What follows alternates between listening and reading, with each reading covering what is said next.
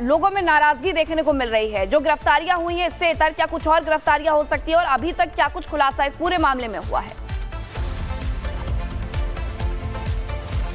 देखिए मीनाक्षी, अगर हम बात करें तो अभी तक कुल 11 आरोपियों की गिरफ्तारी हो चुकी है, लेकिन अभी संख्या आगे ये बढ़ भी सकती है। कल शाम 7 बजे का वक्त था जब आरोपी को पेश करके देखिए रिमांड पर लिया गया 5 दिन के, और पूर्व पार्षद हाकिम अब जांच हो रही है, कहीं ऐसा तो नहीं कि मुख्य किरदार यही है। सबसे बड़ी बात कि आखिर इस लव जिहाद केस में जो आरोपियों को पैसे मिलने थे, चाहे हम 10 लाख की बात करें, 20 लाख की बात करें, आखिर ये पैसे आते कहां से? कहीं ऐसा तो नहीं कि इसका विदेशी कनेक्शन है, कहीं यहां पर विदेशी फंडिंग हो रही है इस लव जिहाद केस में? इसकी भी जांच पुलिस अब कर रही है। सीओ से जब हमारी बात हुई, उन्होंने कहा कि अभी और आगे गिरफ्तारियां संभव है जैसे जैसे जांच आगे बढ़ेगी। लेकिन सबसे बड़ी अपडेट यह है कि अब से कुछ देर के बाद रिपब्लिक भारत को लाइव तस्वीरें दिखाई गई, क्योंकि 10 बजे से गुलाबपुरा की बात करें, व्यापार बाजार की बात करें, इन दोनों बाजारों में लोगों ने बंद किया है, सभी दुकानें बंद हैं। वहां पर लोग आक्रोश रैली निकालेंगे, प्रदर्शन करेंगे। उस प्रदर्शन के दौरान लोगों की केवल एक ही मांग है कि आरोपियों को फांसी हो, कड़ी से कड़ी सजा मिले, क्योंकि ऐसा नहीं है कि केवल 5 से 6 लड़कियां। कल जब पीड़िताओं से हमारी बातचीत हो रही थी तो कैसे उन्होंने आरोपियों ने उन बच्चियों को अपने जाल में फंसाया, उन्होंने सभी कहानी बयां की कि बड़ी बड़ी गाड़ियां लेकर जाते थे, बाइकें लेकर जाते थे, बहलाते थे, फुसलाते थे, अश्लील वीडियो बनाते थे। उस वीडियो के आधार पर उन्हें धमकियां मिलती थी और कहा जाता था कि अगर कहीं इस बारे में जानकारी दी गई लोगों में नाराजगी देखने को मिल रही है। आपके पास लौटेंगे, लेकिन इसी बीच एक और जानकारी देते हैं। जहां ब्यावर बाजार में आज बंदी का ऐलान कर दिया गया है। हिंदू संगठनों की आक्रोश रैली और बंदी का ऐलान किया गया। इसके पहले भी हमने देखा था कि हिंदू संगठनों के अलावा वहां पे रहने वाले जो लोग हैं उनमें खासी नाराजगी देखने को मिल रही है। वहां लोग लगातार मसाल जुलूस निकाल रहे हैं और मसाल जुलूस निकाल करके एक ही मांग कर रहे हैं कि जो इसके आरोपी हैं उन्हें सख्त से सख्त सजा दी जाए, उन्हें फांसी की सजा दी जाए। ये मांग उनकी तरफ से की जा रही है। तो राजस्थान के ब्यावर में हिंदू लड़कियों से घिनौनी साजिश करने वाले जेल पहुंच चुके हैं, लेकिन हिंदुओं के बीच इस बात को लेकर के गुस्सा अभी भी कम नहीं हुआ है।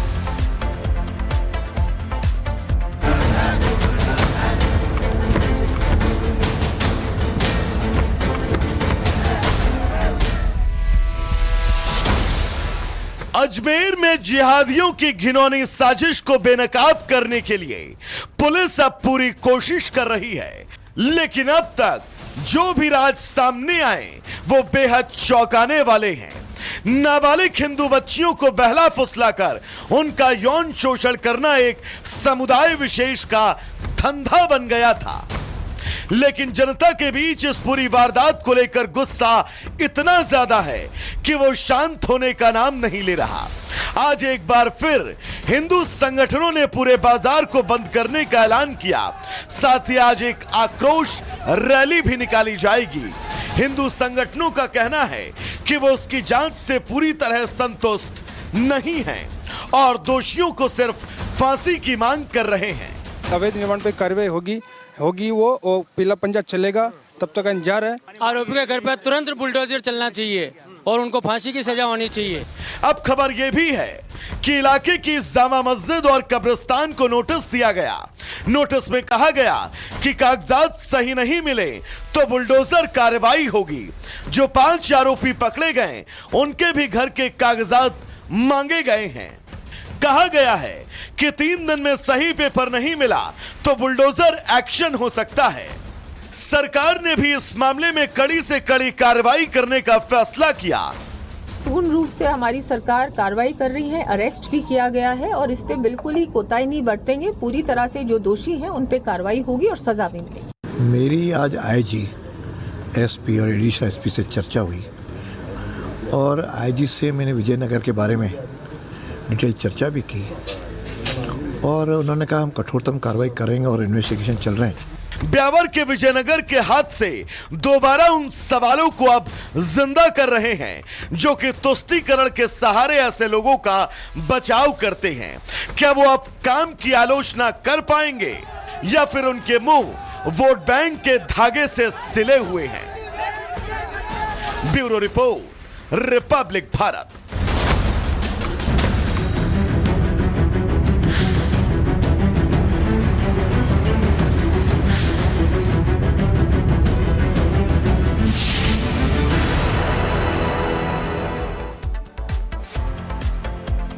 और अब बात करेंगे न्यूयॉर्क टू दिल्ली विमान में क्यों मची खलबली।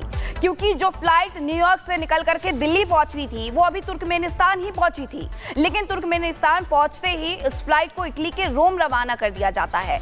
हालांकि जो पैसेंजर बैठे हुए थे उन्हें भी इस बात का आभास नहीं होता है कि ये सब कुछ क्यों हुआ, इसके पीछे की वजह क्या थी, इस रिपोर्ट में आपको समझाते हैं।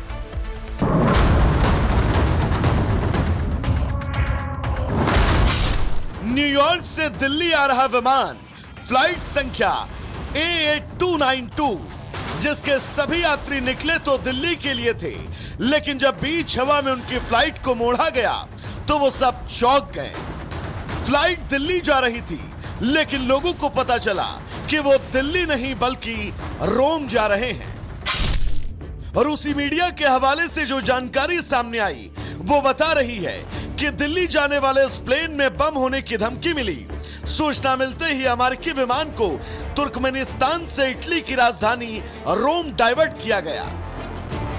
हालांकि सभी यात्री रोम में सुरक्षित लैंड कर चुके हैं। अपने सुरक्षित होने की जानकारी खुद एक यात्री ने सोशल मीडिया पर शेयर की। यात्री ने जो वीडियो शेयर किया उसमें फ्लाइट को एस्कॉर्ट कर रहे फाइटर जेट भी साफ दिखाई दिए। इस पर रोम इमरजेंसी रिस्पांस टीम और अधिकारी हाई अलर्ट पर हैं। एयरपोर्ट पर आने के बाद स्थिति को संभालने के लिए स्पेशल फोर्स को तैनात किया गया है। यूरोपियन एयर ट्रैफिक कंट्रोल को भी अब पूरी तरह से अलर्ट किया गया है। Bureau report, Republic Bharat. Uttar Pradesh में बदमाशों के खिलाफ ताबड़तोड़ एक्शन चल रहा है। 5 जगहों पर 7 बदमाशों की गिरफ्तारी हुई। ऑपरेशन लंगड़ा चलाया जा रहा है, जिसके तहत आरोपियों पर, अपराधियों पर शिकंजा कसा जा रहा है।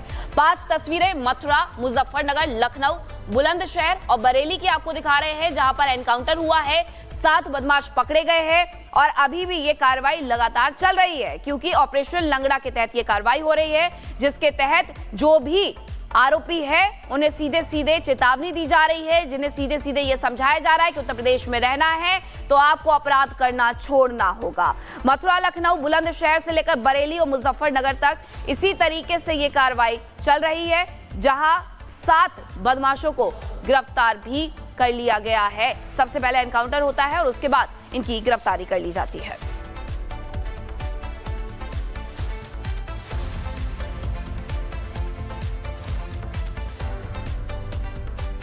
और अब बात करेंगे महाशिवरात्रि की, क्योंकि महाशिवरात्रि को लेकर के खास तैयारियां की गई है। प्रयागराज से लेकर के उसके आसपास के जो बड़े धार्मिक स्थल है वहां तक श्रद्धालुओं की भारी भीड़ भी देखने को मिल रही है, क्योंकि महाकुंभ का अब समापन होने वाला है और महाकुंभ के समापन में मात्र 2 दिन शेष रह गए हैं। ऐसे में श्रद्धालुओं की भारी भीड़ देखने को मिल रही है। आखिरी स्नान 26 फरवरी को महाशिवरात्रि पर होना है और 13 फरवरी से लेकर के अब तक 62 करोड़ से ज्यादा श्रद्धालु महाकुंभ में आस्था की डुबकी लगा चुके हैं। महाकुंभ जैसा हाल अयोध्या, वाराणसी में भी देखने को मिल रहा है, जहां हर दिन लाखों की संख्या में श्रद्धालुओं की भारी भीड़ उमड़ रही है। 3 तस्वीरें आपको दिखा रहे हैं, जिसमें प्रयागराज की पहली तस्वीर है। इसी के साथ अयोध्या और बनारस में भी श्रद्धालुओं का तांता लगा हुआ है, जो दर्शन करने के लिए पहुंच रहे हैं, गंगा में स्नान करने के लिए पहुंच रहे हैं, सरयू में स्नान करने के लिए पहुंच रहे हैं।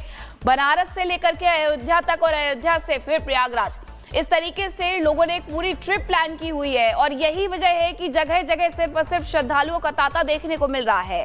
महाकुंभ का समापन अब आने वाला है, मात्र 2 दिन शेष रह गए हैं। 26 फरवरी को महाकुंभ का समापन महाशिवरात्रि के आखिरी मुख्य स्नान के साथ हो जाएगा, लेकिन अभी भी अयोध्या से लेकर वाराणसी तक ऐसी ही तस्वीरें सामने आ रही हैं, जो ये कह रही हैं कि भक्त हर हाल में महाकुंभ में अयोध्या और वाराणसी में पहुंचना चाहते हैं, ताकि वहां पहुंच करके आस्था की डुबकी लगा सके, दर्शन कर सके।